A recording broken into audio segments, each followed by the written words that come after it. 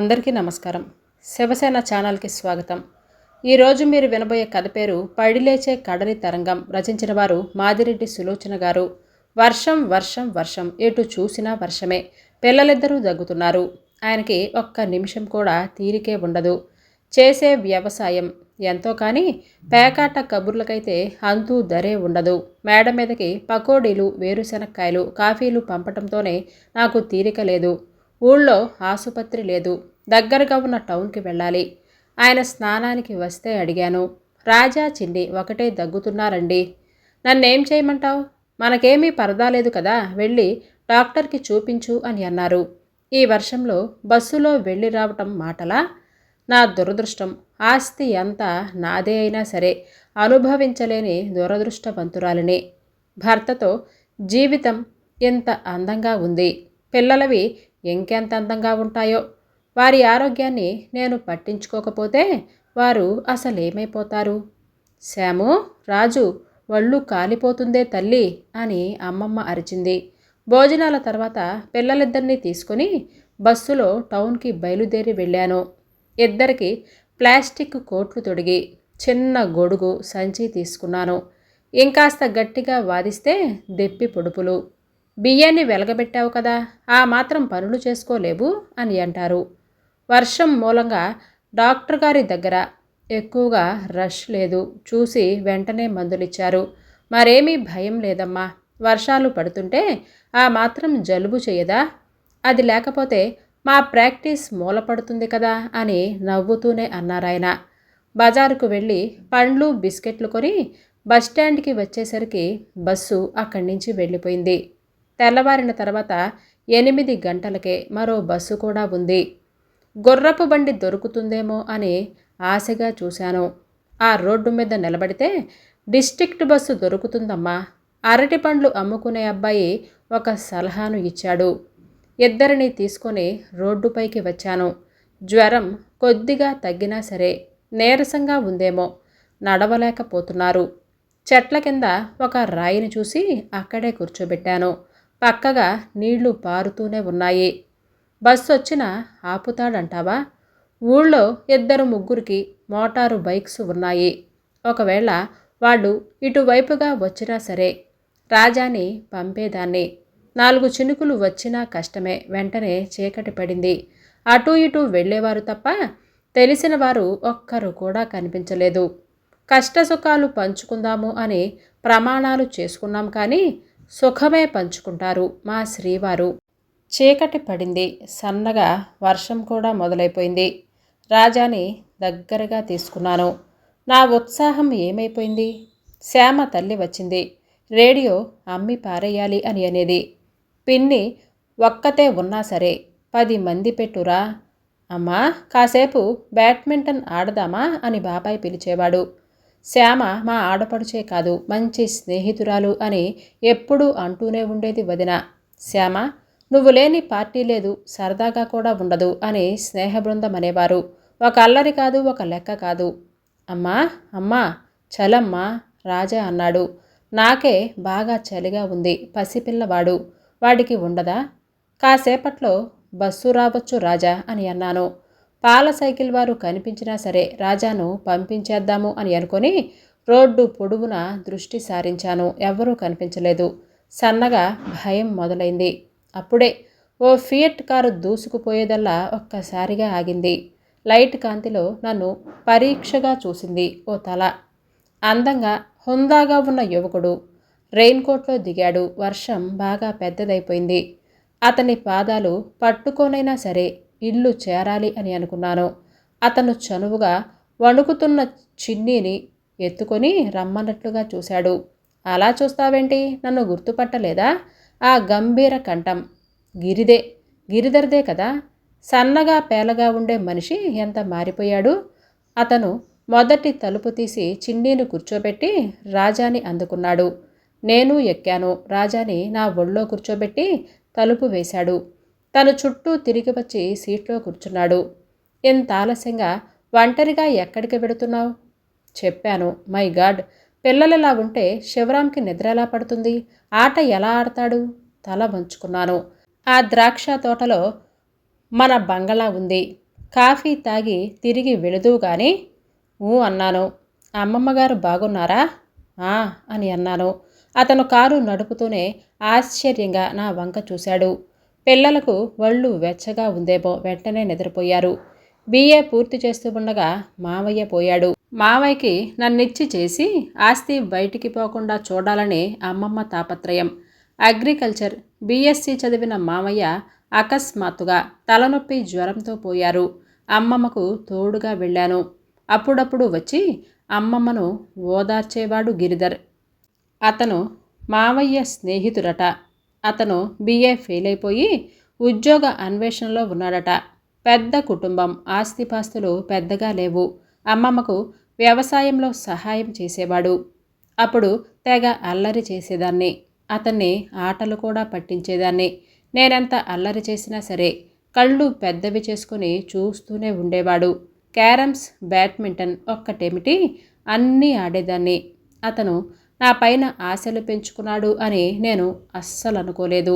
అమ్మమ్మ కాస్త తేరుకున్న తర్వాత తన తోటి కోడలి కొడుక్కి నన్ను ఇచ్చి పెళ్లి చెయ్యాలి అని ఒకటే పట్టుబట్టింది. అతను లా చదువుతున్నాడట. ఆ ఆస్తి అంతా నాకే వస్తుందని అమ్మ నాన్న వెంటనే అంగీకరించారు.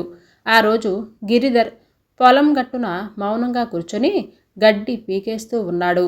జవాబు లేదు. దగ్గరగా వెళ్ళి తల అటూ ఇటూ ఊపాను. అతను ఉలిక్కిపడి చూశాడు. తపస్సు చేస్తున్నావా ఏమిటి మహాశయ? అని అన్నాడు. అతని చూపులు కొత్తగా ఉన్నాయి.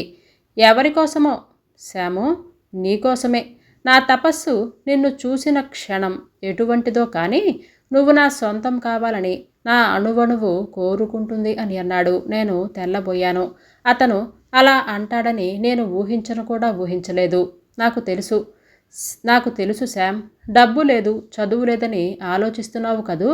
నీ చిరునవ్వు చూస్తూ అతను నా చేతిని తీసుకొని చెంపల కానించుకున్నాడు. నన్ను ఆలోచించుకొని అని అన్నాను చెయ్యి లాగి. ఆలోచించు శామ్, నా ఆరాధనను నువ్వు అర్థం చేసుకో అని అన్నాడు తను లేస్తూ. నేను అమ్మమ్మతో ఈ విషయం చెప్పాలని ఎంతగానో ప్రయత్నించాను, కానీ చెప్పలేకపోయాను.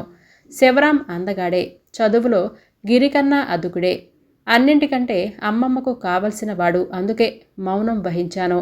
గిరి అర్థం చేసుకున్నాడో ఏమో మళ్ళీ కనిపించనే లేదు.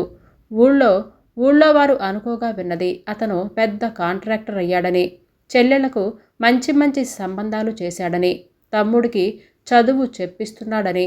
శివరాం ఎప్పుడైనా సరే ఆదరణగా పిలిస్తే గిరిధర్ అతని ఆదరణ గుర్తుకు వచ్చేది. శామ్ ఉలిక్కిపడి చూశాను. కారు చిన్నగా బంగళా ముందాగింది. పిల్లలను లేపాను. అతను ఆప్యాయంగా వారి వీపులు నిమురుతూ ఒక్కసారిగా ఎత్తుకున్నాడు. నౌకరి కాబోలు పరిగెత్తుకుంటూ వచ్చి నా సంచి అందుకున్నాడు. అతను అలా పిల్లల్ని ఎత్తుకోబోతుంటే నా కళ్ళు చెమర్చాయి. ఒక్క రోజైనా సరే శివరాం వారిని దగ్గరికి తీయడు. వాళ్ళంతట వాళ్ళు వెడితే కసురుకుంటాడు. వీళ్ళని ఇలా నా పైకి వదులుతావేంటి? నువ్వేం చేస్తున్నట్లు? నాకు రోషం వస్తుంది. వాళ్ళని లాక్కొచ్చి 2 దెబ్బలు వేస్తారు. అదేంటి శివ, పిల్లలు తండ్రి దగ్గరికి కాకపోతే ఎక్కడ గారాలు పోతారో అని అమ్మమ్మ అడుగుతూనే ఉండేది. రా శామ్, వెళ్ళి హాల్లో కూర్చున్నాను.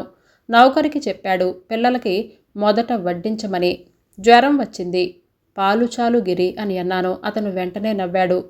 ఆ నవ్వు చూస్తే ఎప్పటికీ నోరు విప్పావు అని అన్నట్లుగానే ఉంది. అలోపతి మందులకు ఏమీ కాదు అని అన్నాడు పిల్లల్ని దగ్గరికి తీసుకొని. నేను డైనింగ్ రూమ్లోకి వెళ్ళాను. అతను కూడా వచ్చాడు. అతను పిల్లలతో కబులు చెప్తూ నవ్విస్తూ ఆడుతుంటే అదో అపూర్వ దృశ్యంలా నా హృదయంలో నిలిచిపోయింది. ఆ స్థానంలో శివరాంని ఊహించబోయాను. ఇదిగో బల్ల దగ్గర నానా గలీజు, వీళ్ళకి ముందే అన్నాలు పెట్టే అని గదుముతాడు. కాఫీ తీసుకో శామ్ అని అన్నాడు. అతని చేతిలో కప్పును అందుకున్నాను. పిల్లలు టీవీ ముందు కూర్చున్నారు. ఇప్పుడు వంట ఎందుకు గిరి, వెళ్ళిపోదాం. శివరాం ఎదురు చూస్తూ ఉంటాడు కదా. అమ్మమ్మ ఆతృత పడుతుందేమో.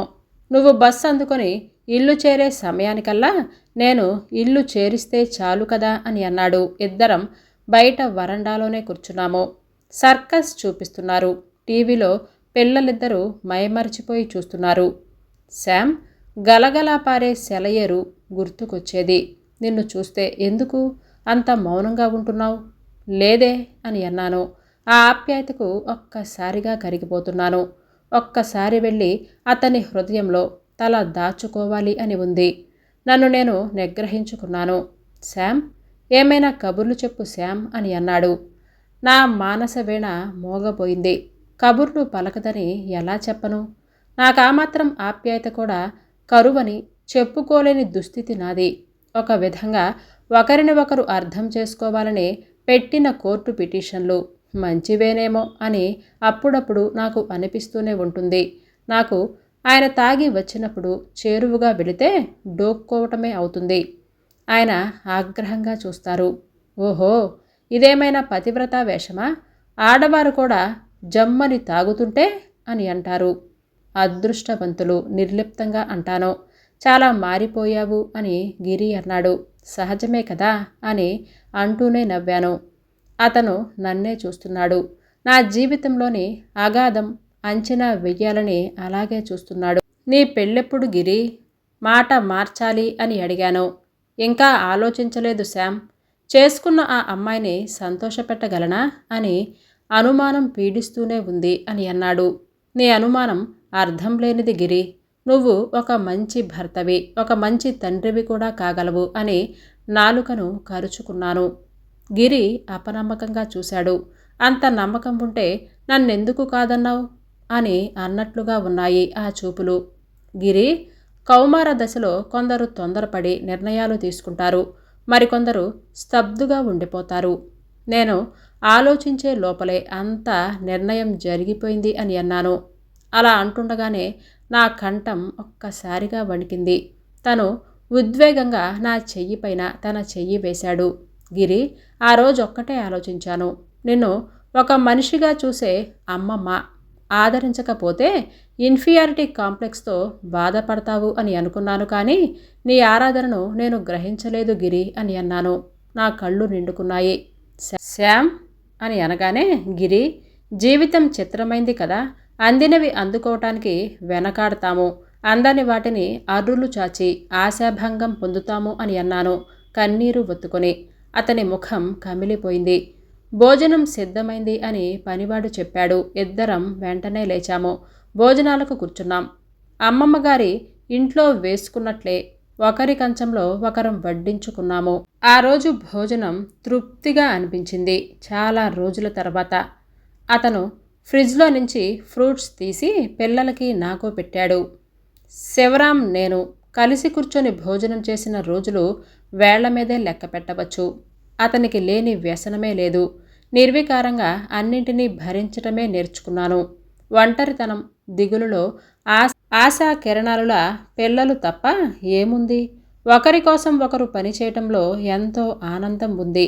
మనిషికి స్నేహపూరితమైన మాటలు ఎంత బలాన్ని కలగజేస్తాయి. గిరిధర్ సమక్షంలో ఆమె ఎంతో హాయిగా ఉంది. కొందరు దేహిక వాంఛలతో తృప్తిని వెతుక్కుంటారేమో కానీ నాకు మానసికంగా దగ్గరగా వచ్చే తోడు కోసం ఇంకొంచెం పాళ్ళు వేస్తాను. శామ్, వద్దు. గిరి చెయ్యి అడ్డం పెట్టినా వినలేదు. మళ్ళీ చిన్నప్పటి శ్యామలనే గలగలా మాట్లాడుతుంటే గిరి సంతోషంగా చూశాడు. అంకుల్, టీవీ ఇప్పుడే రాదా? రాజా దిగులుగా అడిగాడు. రేపొస్తుంది రాజా. రాజాని ఒడిలో కూర్చోబెట్టుకున్నాడు. ఎంతలో చిన్ని వచ్చింది. దాని కళ్ళు వాలిపోతూనే ఉన్నాయి.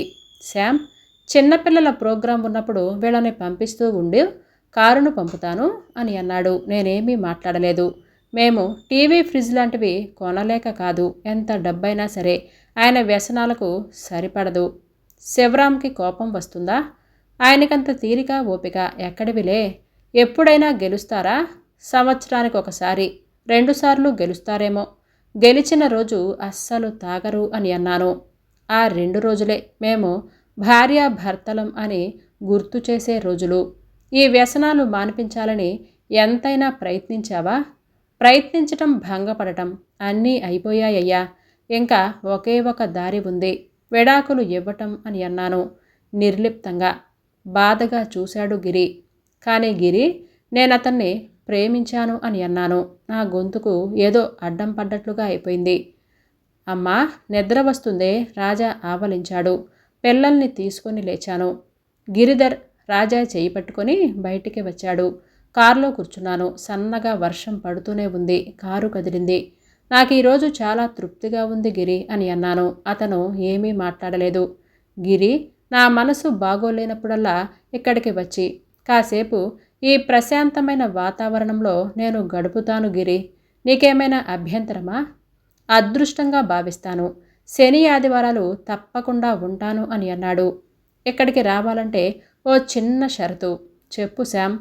కారు సాగిపోతూనే ఉంది. నీకింకా నేనంటే అభిమానం, ఆరాధన ఉన్నాయా? గిరి, అదేం మాట శ్యామ్. నేను అడిగింది ఏదైనా ఇస్తావా? అడిగి చూడు అని అన్నాడు ముందుకు చూస్తూ. నువ్వు త్వరగా వివాహం చేసుకోవాలి అని అన్నాను. అతను నా వంక చూసి బాధగా ముఖం పెట్టాడు. గిరి, ప్రేమంటే నిర్వచనం లేనిది. ప్రేమకు కామానికి, దేహానికి, సుఖాలకి ముడిపెట్టకూడదు అని అన్నాను. అతనిసారి మౌనం వహించాడు. వీటన్నిటికీ అతీతమైనది నీ ప్రేమే. అది పదిలంగా దాచుకుంటాను. నువ్వు నమ్మవు గిరి. ఈ 2 గంటల్లో నేను పొందిన అనుభూతి, తృప్తి వర్ణించలేనివి. నీ చల్లటి స్నేహంలో సేద తీరాలంటే నువ్వు ఓ ఇంటివాడివి కావాలి. ఆప్యాయంగా అతని భుజం తట్టాను. అతనిసారి మాట్లాడలేదు. కారెళ్ళి మా ఇంటి ముందాగింది. నేను ఊహించినట్లుగానే అమ్మమ్మ ఆతృతగా చూస్తుంది. నన్ను చూస్తూనే ఆమె ముఖం చాటంతైపోయింది కూడా. వచ్చావా తల్లి? 10 సార్లు పైకి వెళ్ళి చెప్పాను. వీడి తల పగల అని అంటూ రాజానందుకుంది. చిన్నాని భుజాల మీద వేసుకొని దిగాను. ఎవరు? నువ్వా గిరి? బాగున్నావా? అమ్మమ్మ ఆశ్చర్యంగా చూసింది. బాగున్నానమ్మమ్మ. వస్తాను. శామ్, అదేంటి నాయనా, ఇంట్లోకి రా అని అమ్మమ్మ పిలిచింది. ఇప్పుడు దగ్గరలోనే పని. ఇక్కడికి అప్పుడప్పుడు వస్తూనే ఉంటాను. అమ్మమ్మ లోపలికి వెళ్ళిపోయింది. శామ్, చెప్పానుగా, నువ్వు ఏది కోరినా కాదనగలే శక్తి లేదని. నువ్వే చూడు నచ్చిన అమ్మాయిని అని అన్నాడు చేతులు ప్యాంటు జేబులో పెట్టుకుని. నా కళ్ళ ముందు ఆఖరి చెల్లెలు అనిత మెదిలింది. మళ్ళీ మనసు మార్చుకోవు కదా? అతను వెళ్ళి కారులోనే కూర్చున్నాడు. ఆసు పడిందిరా ఆసు. మేడ మీద నుంచి పెద్దగా కేకలు వినిపిస్తున్నాయి. పిల్లల్ని పంపు. గిరి కారు దూరమైపోయింది. అలాగే నిలబడ్డాను. ఈ నిరాశామయమైన జీవితంలో ఒక్క ఆశాకిరణం. గిరి స్నేహం. మెల్లగా ఇంట్లోకి వచ్చి చిన్నీని పడుకోబెట్టాను. ఓ 100 రూపాయలు కావాలి. అలాగే 2 కప్పుల కాఫీ పంపించు. ఓ 2 కొత్త వాళ్ళు వచ్చారు, వాళ్లకు బీరు పడదట అని అనేసి అక్కడే నిలబడిపోయాడు.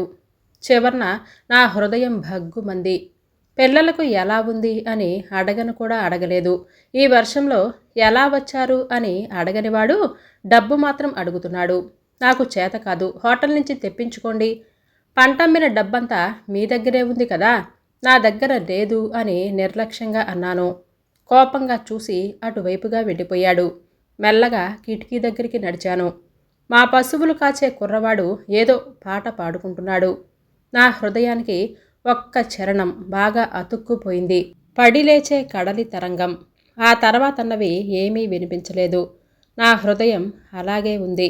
అన్నం తినమ్మా, ఆవలిస్తూ వచ్చింది అమ్మమ్మ. నా భోజనం అయిపోయిందమ్మా అని అన్నాను. నా కళ్ళల్లో నిలిచిన నీరు అలాగే తుడుచుకుని అలాగే చీకట్లోకి చూస్తూ నిలబడిపోయాను. ఈ కథ ఇంతటితో సమాప్తం. రేపు సరికొత్త కథతో మీ ముందుకొస్తాను. అంతవరకు బాయ్ అండి.